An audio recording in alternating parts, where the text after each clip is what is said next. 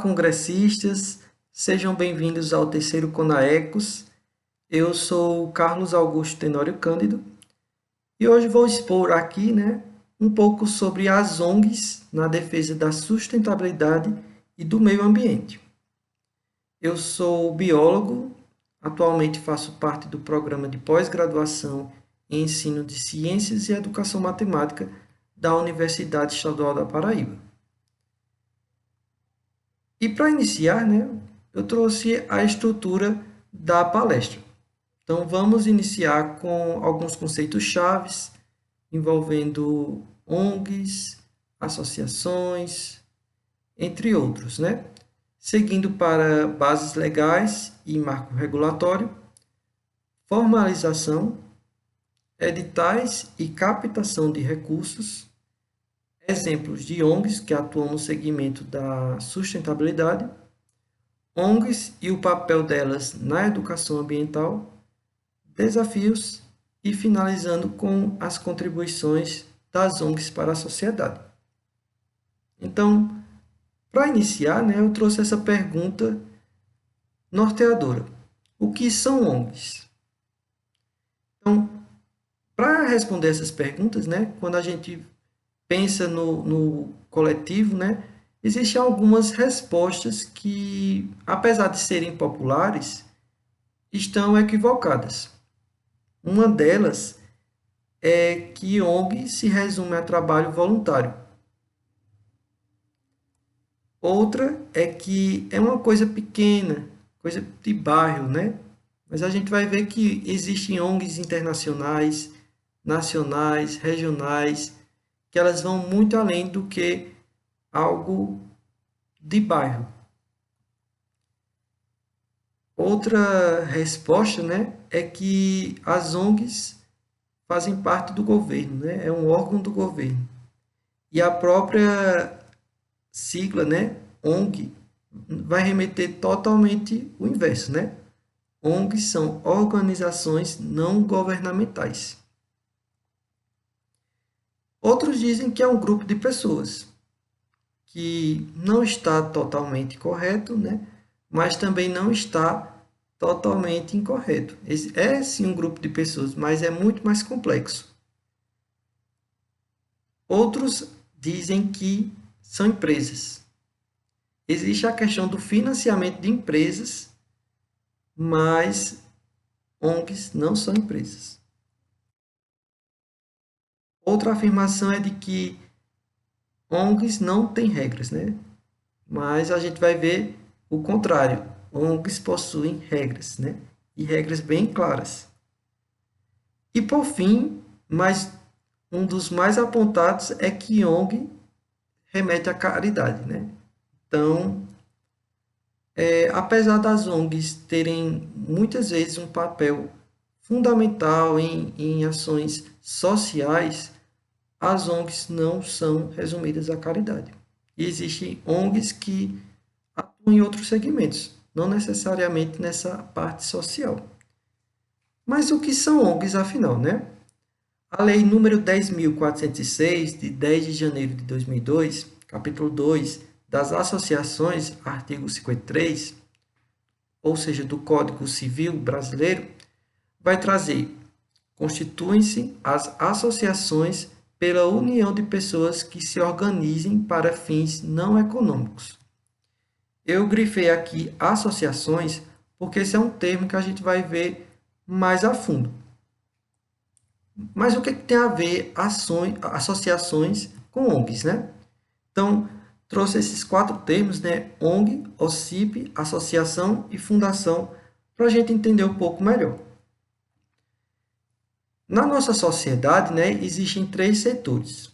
O primeiro é o setor público, o segundo setor é o privado e o terceiro setor é o da sociedade civil.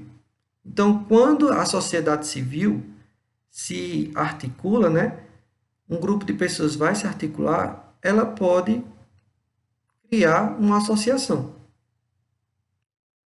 Quando existe um patrimônio e algumas pessoas vão gerir esse patrimônio em prol de alguma atividade, então vão ser criadas as fundações. E quando as associações e as fundações não têm fins lucrativos, né, elas podem ser classificadas como ONGs, né? ONG vai ser uma terminação um pouco genérica, generalista, de associações e fundações. E quando essas ONGs elas vão, por exemplo, buscar, né, ajuda do governo, né, financiamento do governo, ela pode se inscrever para ser uma OCIP, que é uma organização da sociedade civil de interesse público. Se ela tiver alguns requisitos, né, ela recebe esse, vamos chamar assim, de selo, né? Então, vamos ver alguns exemplos de associações, fundações, ONG e OCIP. Fundação, nós temos a Fundação Carlos Chagas, né? O patrimônio dele é gerido, né, e reinvestido para uma função social. Uma associação de moradores de bairro, por exemplo. Um grupo de pessoas de um bairro se associa, né, e em prol do próprio bairro, né, de melhorias do bairro, criam uma associação. Da mesma forma, né, a ONG SOS Amazônia surgiu a partir de pessoas que se associaram, né? Então partiu de uma associação.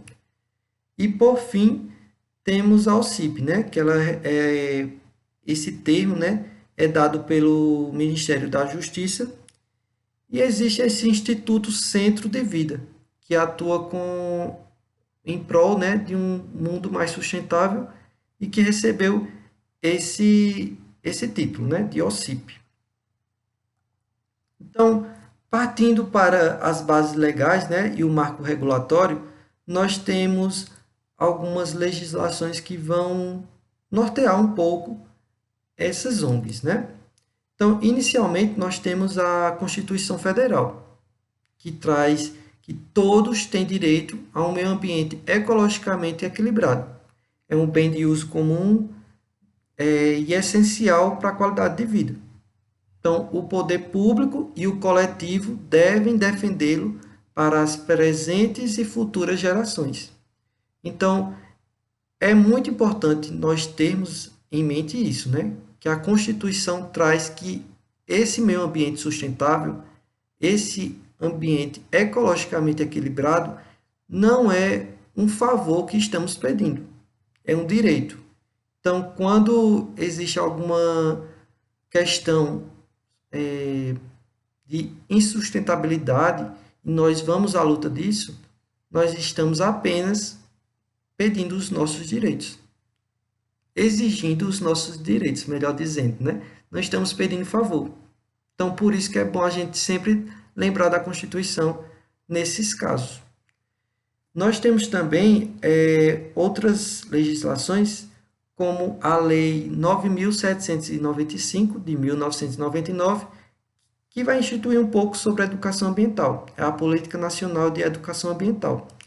E ela vai trazer que o poder público deve incentivar as ONGs a executar programas e atividades vinculadas à educação ambiental não formal. E ela vai incentivar também a participação de empresas públicas e privadas no desenvolvimento de programas de educação ambiental com parceria com ONGs. Nós também temos a Lei 9.985 de 2000, o SENUC, no artigo 5º, né? O SENUC vai ser o Sistema Nacional de Unidades de Conservação da Natureza. E esse código, né, ele vai trazer que as ONGs devem estar relacionadas com essas unidades de conservação. Ele cita até que devem ter esforços em conjunto, né, para o desenvolvimento de estudos, pesquisas, práticas de educação ambiental, atividades de lazer, turismo ecológico e outras atividades em sintonia, né? Essas unidades de conservação devem sempre estar buscando ONGs que estejam relacionadas com essa questão da sustentabilidade e conservação da natureza. E por fim, né, nós temos a Lei 13.019 de 2014, que é o Marco Regulatório das OSCs, né? Das Organizações da Sociedade Civil. E elas vão definir algumas normas para as parcerias entre o poder público e essas organizações, principalmente as OCIPs que nós falamos anteriormente, né? Ela vai criar algumas regras e padrões, né, para ter essa parceria entre essas organizações e o governo. Ela vai garantir a transparência, o planejamento e o controle, evitando mau uso do recurso público. E ela vai facilitar o acesso a ONGs a recursos públicos de forma legal e segura. E alguns exemplos de ONGs, né, que nós temos em nosso país e até mesmo em níveis internacionais, passam por esse marco regulatório. Então, um ponto muito importante, né, para a discussão sobre ONGs é a questão da formalização, né? Como vimos lá no início, as ONGs não são apenas um grupo de pessoas que se reúnem em prol de alguma causa, né? É necessário a formalização, né? É necessário a elaboração de documentos para ativá-la, né? Ela ser reconhecida nacionalmente. Então, para formalizar, é necessário a elaboração de um estatuto, que deve conter nome da ONG, né? A sede, o objetivo dessa ONG, a área de atuação, os membros, as diretrizes de ingresso e de saída, a estrutura administrativa, que vai pegar aquela questão do conselho, da tesouraria, dos secretários, enfim, toda essa parte que está mais à frente, vamos dizer assim, né? Outra questão são as regras de gestão financeira e prestação de contas, que é muito importante. Recomenda-se, inclusive, que haja um conselho financeiro para evitar essas questões de mau uso de dinheiro, né? Também deve ter nesse estatuto a forma de convocação de assembleias e também das reuniões. Tendo o estatuto finalizado, é necessário o registro da ata, né? Todos que estão presentes devem assinar. E, por fim, o registro do estatuto também levar em cartório. Então, a partir disso, né, da formalização em cartório, é que uma ONG passa a ser ativa, né? Mas para isso precisa passar pelo cartório, né? Os representantes devem reconhecer firma, enfim, não vou falar valores, porque varia de região para região, mas é necessário um valor considerável para iniciar essas atividades da ONG, né? Para documentalizar e formalizar totalmente. Seguindo essa questão do cartório, né? Finalizando essa questão documental, é possível obter o CNPJ. Então, ativa-se o CNPJ. E para que um CNPJ para uma ONG, né? Além de ser necessário, né, obrigatório para a formalização, existe outro ponto que é muito importante, né? A questão dos editais e captação de recursos. Como assim, né? Geralmente, os editais são chamadas públicas de financiamento para projetos sociais e ambientais, entre outras áreas também, né? Mas para que o CNPJ, né? Respondendo a pergunta anterior. Para se inscrever nesses editais e de captação de recursos, é necessário ter o CNPJ ativo. Então, por exemplo, a Caixa, instituições de fora do país, né, geralmente estão lançando frequentemente editais, né, principalmente nessa questão da sustentabilidade, né, visto que o Brasil possui uma diversa biodiversidade. Então, para manter os selos verdes, né, eles lançam esses editais de financiamento. até mesmo governos, né, a níveis municipais, estaduais, nacionais, internacionais, né, eles lançam esses editais. Então, para se inscrever, né, é preciso ter o CNPJ, o estatuto registrado e prestações de contas, né, ativas. Porque caso tenha alguma incoerência fiscal, é, você não pode, a sua ONG, no caso, não é selecionada para esses editais. E esses editais têm um valor considerável, né, que ajuda bastante as atividades da ONG, né, e o crescimento dela, né. Existe esse site, né, o Observatório Terceiro do Setor, que lança atualizações de editais que estão ativos, né. Então, na parte inicial você pode acessar o site, né, e filtrar, né, a parte de editais, captação de recursos e escolher a área da ONG de interesse, né? E aí, semanalmente, enfim, são atualizados esses dados. Então, são muitos editais, né? E é uma boa forma para alavancar, né? Essas organizações. E alguns exemplos, né, de ONGs que temos, eu trouxe aqui a nível internacional o Greenpeace, né, que realiza atividades voltadas à preservação de árvores, né? Também temos o World Wide Fund for Nature, que é o Fundo Mundial para a Natureza, que realiza atividades a nível internacional voltadas à conscientização e projetos de manutenção da natureza, né? Temos a SOS Mata Atlântica, que também é a nível nacional e atua na preservação e recuperação do bioma da Mata Atlântica. Temos também o Instituto Ecoflora, que traz projetos que contribuem para o desenvolvimento sustentável.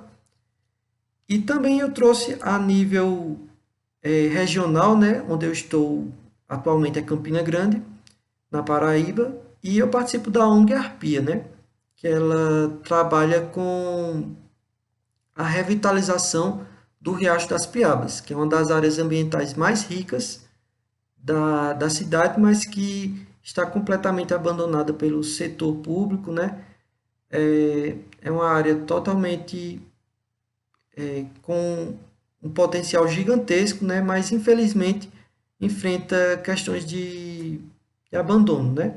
Então realizamos parcerias com escolas, com universidades, e todos são bem-vindos, né? Então, é uma forma da sociedade civil, né, buscar uma melhora na questão da sustentabilidade, né? Um futuro mais verde e para a nossa cidade.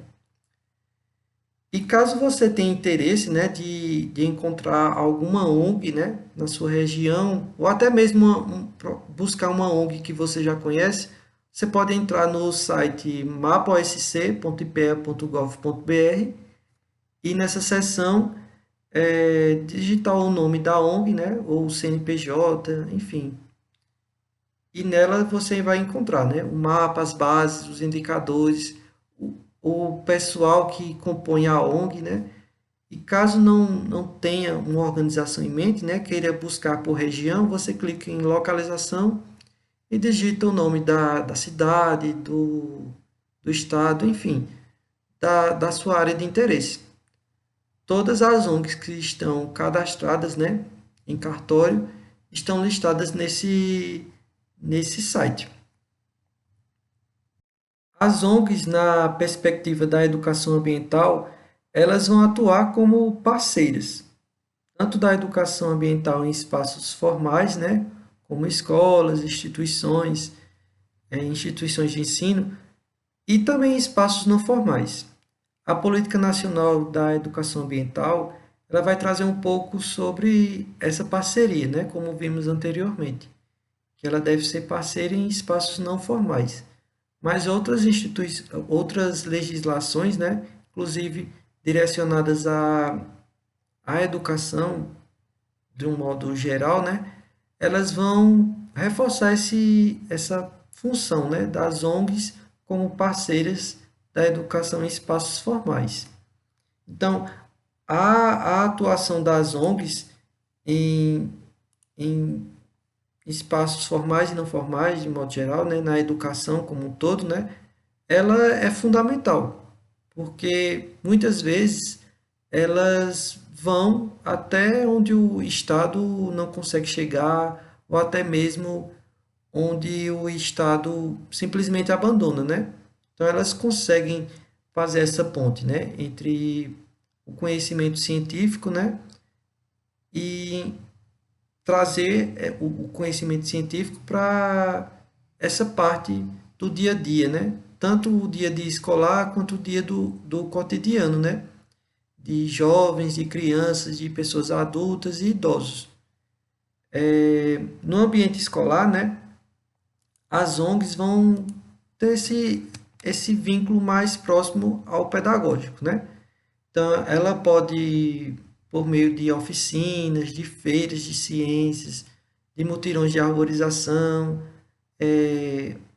por meio de hortas, de trilhas, de passeios, de caminhadas ecológicas, né? Atividades lúdicas de conscientização, gerar esse trabalho complementar ao dos professores e o da própria escola, né? Ela vai trazer uma abordagem mais prática, né? E participativa. Então, a educação ambiental conservacionista, né? Ela consegue ser mais aflorada por meio das ONGs, né? Mas isso também não restringe, né? As ONGs também podem fazer um papel de educação ambiental crítica, né? Que é aquela em que o estudante ou a pessoa, enfim, o indivíduo, né, vai se questionar sobre o seu papel na sociedade, né, sobre a sociedade de modo geral, né, como essa sociedade está existindo, né? Então, é um processo mais de maior que requer, né, uma maior maturidade. E quando essas ONGs atuam, principalmente, né, desde a da educação infantil, ela consegue conscientizar de forma plena, né? Uma criança, por exemplo, que desde pequena já tem essas ideias de sustentabilidade, de um local mais ecologicamente equilibrado, né? Ela vai crescer com esses pensamentos, né? Com esses princípios mais fortalecidos. Quanto aos ambientes não formais, né? Essas atividades das ONGs podem ocorrer em diversos espaços, né? Como praças, parques, museus, em associações de bairro, é, em margens de rios, em praias, em florestas, enfim, existe uma infinidade de locais que podem ser realizadas essas atividades, né? E esses espaços são estratégicos, né? Porque geralmente é onde existe um maior fluxo de pessoas. Isso vai gerar essa disseminação, né? Vamos dizer assim, de atividade de educação ambiental, né? Então, as ONGs, né, a partir da educação ambiental, elas vão além da conscientização, né?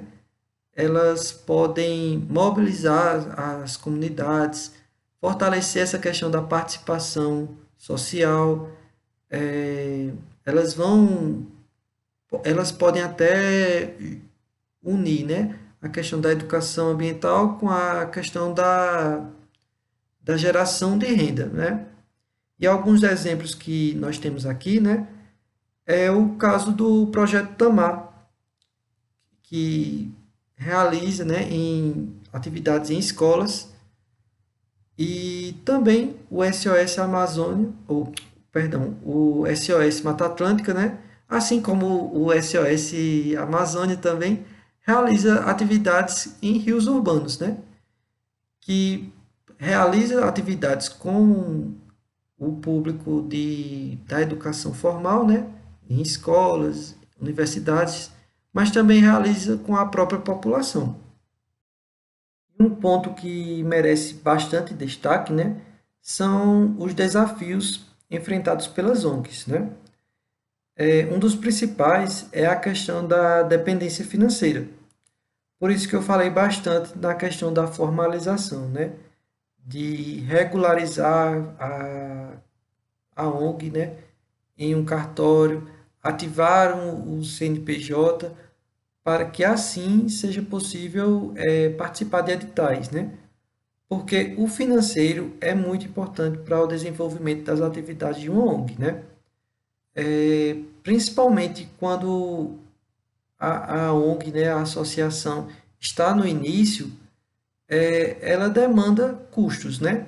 Até mesmo para se formalizar, né, em cartório, são necessários investimentos, né? E esses investimentos vão partir de doações, né, do próprio conselho da ONG e também às vezes de doações dos outros membros, né? Então, assim, se você for pensar do ponto de vista de uma ONG que atua em sustentabilidade, vamos dizer assim, né? Se ela for fazer uma atividade, uma caminhada, por exemplo, uma caminhada ecológica, né? Que do ponto de vista geral, né? Parece ser uma atividade simples, com poucos custos, mas até isso demanda custos. Então, muitas vezes, todas as atividades que uma ONG vai realizar, né, precisa estar sempre pendente de doações e isso acaba fragilizando ela, né? Então, por isso é muito importante essa questão da ativação do CNPJ, né? Porque participando de editais, né, ela consegue financiamento, consegue realizar projetos de uma forma mais tranquila, né? Mas até mesmo, né, com essa questão dos financiamentos, é preciso um equilíbrio, né? Porque esses editais, né, quando surgem, dão um certo valor, né? E esse valor deve ser prestado conta e se não houver a continuidade, né? Se o projeto não é bem desenvolvido, né? Ele acaba sendo interrompido. Então, por exemplo, uma ONG que trabalha com reflorestamento, vamos dizer assim, ela atua um ano, recebeu financiamento, realizou um plantio de várias espécies, né? Mas no ano seguinte ela não acompanhou o crescimento das árvores, não teve o controle. Então, os resultados apontados, né, para esse projeto, né, vão ser inconsistentes. Isso aí vai acabar gerando uma falta de transparência, uma perda de credibilidade da ONG, né? Esse é outro ponto, né? Que é muito importante ter a garantia da transparência e da credibilidade de uma ONG. Por quê, né? Como os financiamentos são a partir de dinheiro público ou até mesmo privado, né? Essas ONGs precisam prestar contas de forma clara e profissional. Então, uma ONG, né, a tesouraria vai ter que envolver, criar, né, relatórios financeiros, registrar as suas atividades, fazer auditorias quando preciso e principalmente tem que ter um corpo financeiro honesto, né? Então é preciso isso, né? Pessoas de confiança, né? Para conseguir essa transparência, mostrar a credibilidade da ONG, né?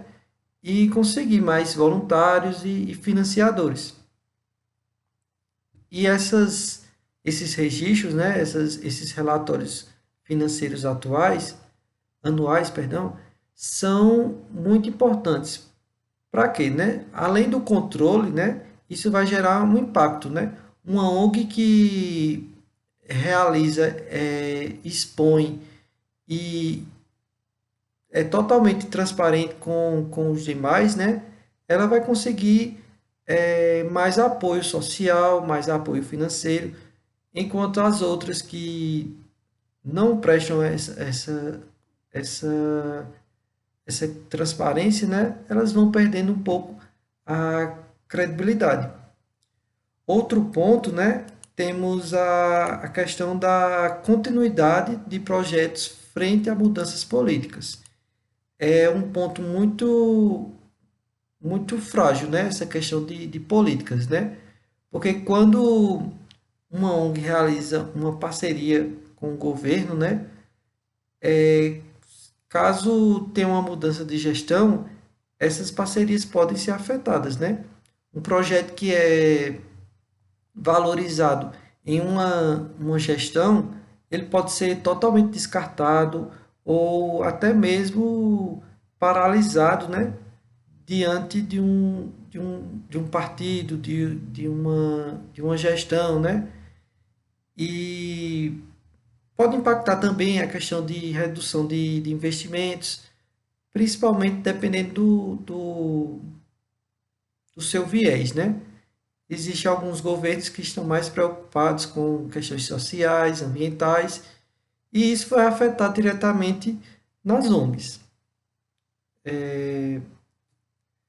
Outra questão que vamos apontar nessa palestra, né, é a questão das contribuições. As ONGs, né, apesar de todas aquelas os desafios, né, elas vão contribuir positivamente para a sociedade, né? Ela vai participar da formação da consciência crítica e cidadã, porque uma ONG nada mais é do que a força, é uma expressão social, é a força do terceiro setor. Então, ela vai ser essa expressão, né? Então, quando você participa de uma ONG, né, como membro, ou até mesmo como frente da direção, você realmente está fazendo ali o seu papel, né? Está buscando uma melhoria social. Mesmo que você esteja envolvido, por exemplo, em uma ONG que trabalhe com animais, né? Você está envolvido socialmente. Principalmente quando a gente pega essa perspectiva de que meio ambiente e os seres humanos estão relacionados, né? O socioambiental existe, não é separado, né? Além disso, né, as contribuições das ONGs, né, vão além, né? Não ficar apenas naquela questão filosófica, né? As ONGs realizam projetos práticos, né? Que vão desde reflorestamento, quanto a proteção de nascentes, proteção de biodiversidade, envolve a coleta seletiva, a arborização urbana, projetos comunitários e a justiça social. A justiça socioambiental também, né? Quando lutamos por um meio ambiente equilibrado, né? Estamos lutando por um direito que está lá na Constituição, como foi dito logo no início, né? E além disso, outro ponto é a questão do advocacy, que nada mais é do que uma organização, né, que vai gerar uma pressão política, que vai influenciar leis e políticas públicas. Quando uma ONG vai buscar essa luta, né, por alguma política, né, alguma lei que favoreça um setor, né, ela tem um poder maior, né, um alcance maior do que o cidadão sozinho, né? Se eu, por exemplo, vou em uma audiência pública, né, eu estou representando apenas eu. Mas se eu, membro da ONG tal, vou lá e falo, né, tenho minha vez de falar, eu estou representando várias pessoas, né? Então essa força é maior. Inclusive, isso garante segurança, né? Em casos de denúncias, por exemplo, né? Você denunciar por conta própria, isso lhe expõe bastante. Mas caso seja uma denúncia por nome da ONG, né? Você consegue, de certa forma, um anonimato, né? Você participa de uma ONG, mas ninguém tem como saber que foi você. E isso é muito importante, né? Principalmente em questões ambientais, né? Que existe uma perseguição, né?